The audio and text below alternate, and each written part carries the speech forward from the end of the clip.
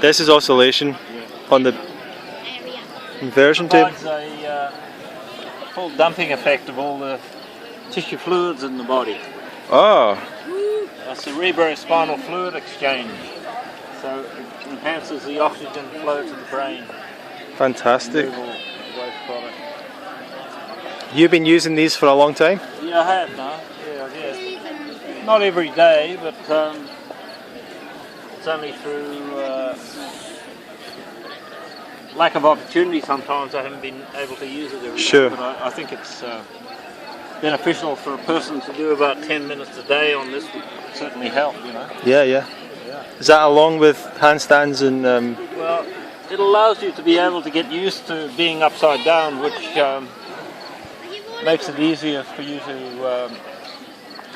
do a handstand. Yeah. Because you're used to the inverted position. It's not a real strange feeling to you. You know? So you don't get like the rush of blood to the head Not kind really, of thing? Not now. Maybe I did when I first started. Yeah. But your body does adapt like anything. It promotes the elasticity of the blood vessels in the brain, so it keeps them elastic, so you're not going to probably die suddenly of a burst blood vessel in the brain or a stroke due to hardening of those arteries and vessels in the brain. Wow. So because you're promoting the elasticity effect of it. Yeah. By doing it, you know.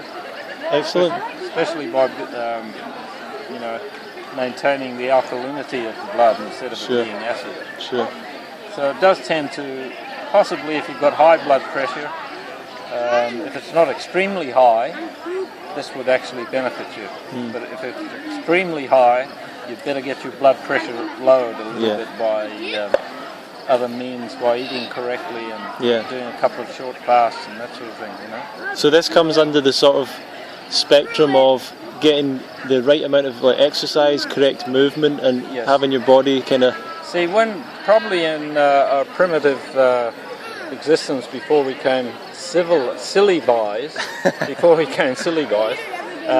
we were probably putting our bodies in lots of different positions to survive. We were having to climb trees and bend backwards to get fruit, having to rapidly climb to get away from predators, wild animals, jumping creeks, putting our bodies in all different positions. We don't have to do that anymore. So this provides a means of utilizing the underused postures, which we should be utilizing if we're just sitting and standing all day, you know. So if you're just sitting and standing all day, you're going to build up what's known as a postural debt. And that postural debt is going to mean that you will pay a price. And the price is that you'll have round shoulders, you'll have a pot belly, you'll have an off-angle head, you'll have varicose veins, you'll have hemorrhoids, you'll have visceroptosis, dropped organs, you'll have a whole raft of problems developing later in life.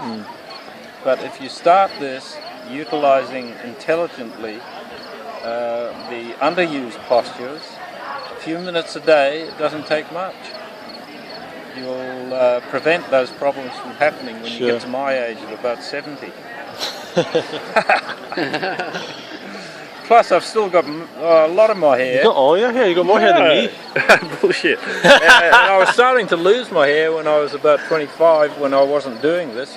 So when I started getting more blood supply to the brain, and that it does help, you know. No, you've got good. You've got a lot of hair there.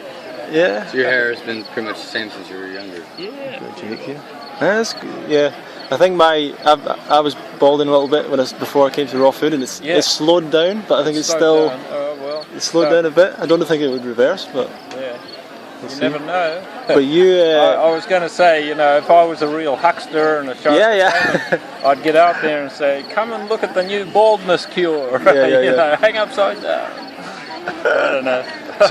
So your philosophy, what's your philosophy in a nutshell? Corrective exercise is a big part of it? It is, it should be. It should be part of everyone's program because we're intelligent beings, okay? Yeah. We are intelligent beings realizing that the forces that act on our body will have consequences, okay?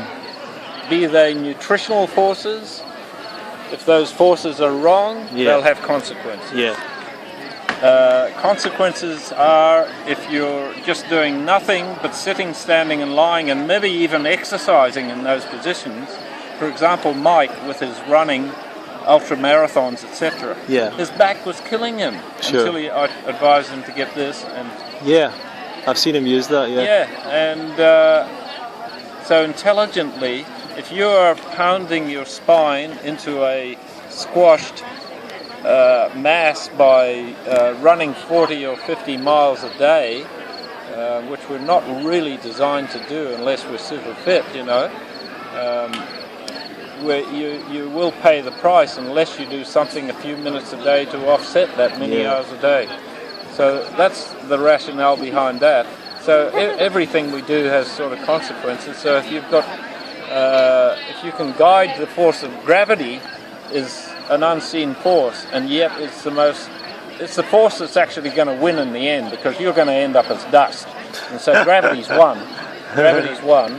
But you can stave off that for a lot longer if you guide gravity to your advantage. Nice. And that's what this is doing, is guiding gravity through the full length of the body, you know. Excellent. I'm not saying I'm going to live any longer than anyone else, but it's a good experiment anyway. Definitely, yeah. But I'm enjoying the journey. Yeah. So it's good to see you again, and thank you very much. Third time I've seen you. It's an honour to be able to have a few words to you, and I hope it goes out and helps some other people possibly to be able to realise that. Well, I think we all know here that you've got a lot more to give and a lot of wisdom in your years from not just the raw food diet, but your experiments with these kind of machines, and maybe people would like a book someday or a retreat or something of your own. I should do a book, but you know that requires application, and you know I live in Australia in the tropics. I like to enjoy life. Sure, you know? It's fun. We'll find a way. We'll find a way. We'll need to record you and then secretly and transcribe it down. Well, I'd like to come back for a visit to Scotland and I'd like to help you make that happen. Yeah. Play the pipes up there. Well, we'll definitely speak about that and make it happen. Okay, thanks, Robert. Okay, we'll put the camera off. See ya. Oh, sorry. Just one last question. I hope you don't. This may be. Let's say this. A lot of men, I guess, they get older in life and they can't really maintain healthy relations with maybe their partner or someone. Saying that they can't get a hard on? They can't get a hard on. They maybe get certain problems. It does happen to. I'm not anywhere near as virile as I was when I was in my 20s and 30s. Sure. But, still, I'm able to maintain a relationship quite well, which is good, you know. And that's important. That's important. Part of a healthy life. And that comes back to blood supply and elasticity of the blood vessels and everything like that. Sure. You know? Awesome. So, I'd like to be 20 again. I'd like to be, but then again, I'd like to have the wisdom of what I've got now, because I did some crazy things when I was 20 or 30, which I certainly would kind of like to do again. You know. Yeah. Awesome, man. Okay. Well, thank you for opening up and giving us some words. I'm always open. We'll speak to you soon. Okay.